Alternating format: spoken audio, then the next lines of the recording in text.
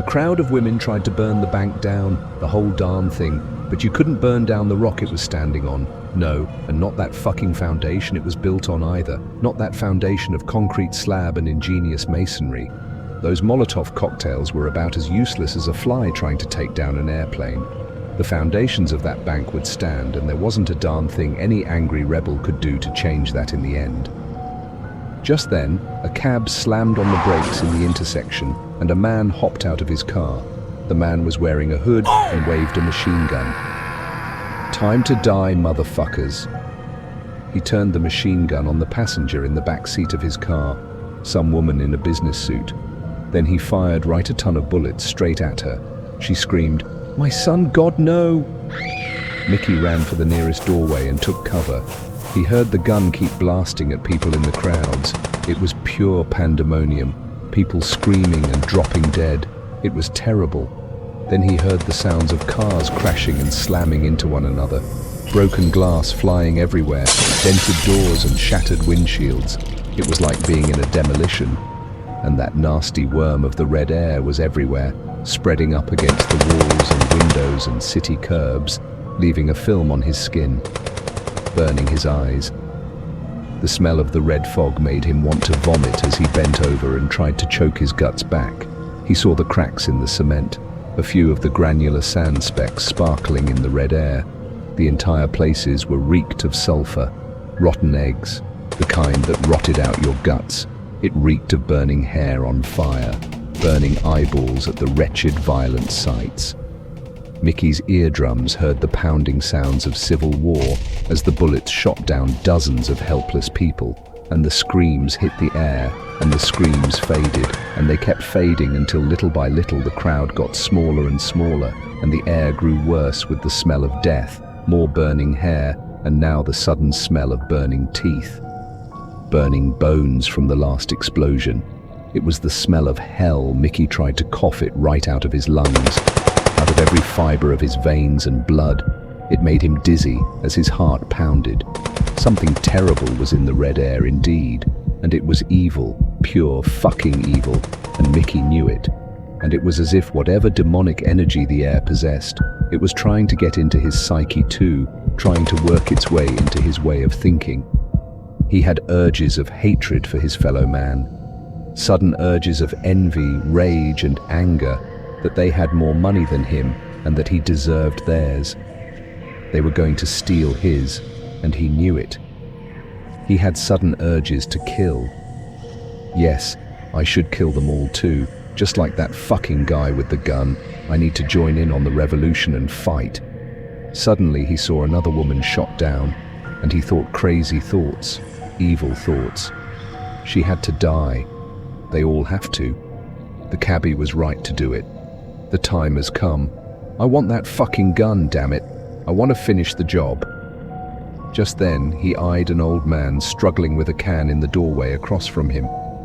Mickey thought about it. I should get him. I should. But he tried to resist the urge to run over and kill the man. He tried to resist. He had to resist.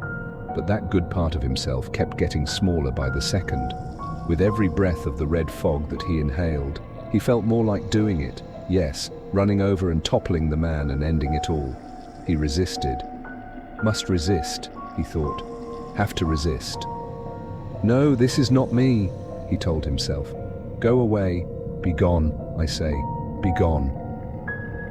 Just then, Mickey saw the red haze exit the pores of his skin, leaching out as if it were a living ghost of a leech, a vaporous worm that crawled under men's skin and ruled the world with evil, and the red fog was as thick as smoke.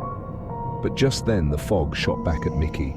Yes, it went for his face and tried to smother him and get back inside, but he fought and resisted and held his breath and kept crying out, "No, be gone, I say."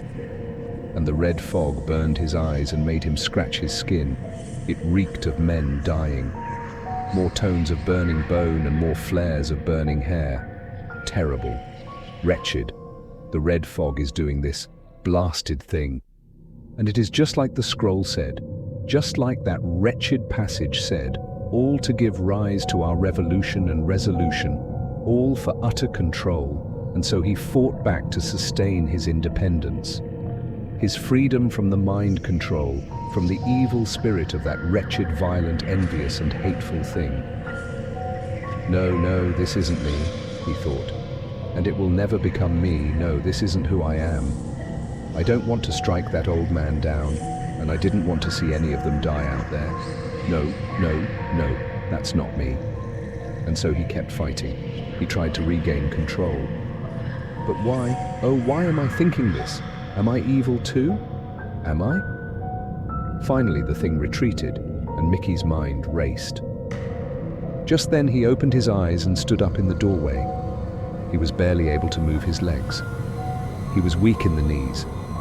And that's when he saw a woman's head slam down against the sewer drain. She took in the bullets of a gun and plummeted. Then her dress lifted slightly up in the breeze, and it was all sad for him, all too sad, and that sadness is what kept his hopes alive. Just then, another thick wave of the red fog blasted into the air. It was as if it was attacking him, all for feeling sad for the woman, all for having a heart for another human being. And that's when Mickey lost sight of everyone and everything in the red haze. Suddenly, an even thicker wave of the red fog filled the air. Yes, it was really filling it up this time, blinding out the sight of everything, every single detail the human eye could see. Even the bullet fire began to cease, along with the screams, and then those alien thoughts returned to intrude into Mickey's head again. And they wouldn't stop, but he kept fighting them. They all deserved to die, all of them. All of those leeches leeching off the system, bringing us down, taking money from me, taking money from the state. And then a smile began to break free on his face. Yes, they all should die, oh yes. But then he fought back his smile and clutched his hair and dropped to the sidewalk and pinched his eyes shut. And he cried out, "Oh God, stop it. No, I'm not happy about this. No, stop. This isn't me." Suddenly he felt another evil force try to enter and get beneath his skin again, and it was as if it had thousands of tiny teeth that kept biting and nibbling into each fiber like 1,000 pinpricks, all from that wretched living evil fog. And the fog was full of a living force, a living spirit, made of something evil. And it tried to tuck itself under his cheekbones, and he fought it sift up into his nostrils. Indeed, that evil spirit thing was trying to take over his reflexes and make him see the world through its own eyes. Kill them all. He kept thinking. It is time for them all to die. Now isn't it, Mick? It is time for you too, isn't it? All of those evil thoughts and words kept invading his head as he tried to fight them off. But for how much longer could he? The wretched fog of their science was now beginning to control the world. Who could stop them?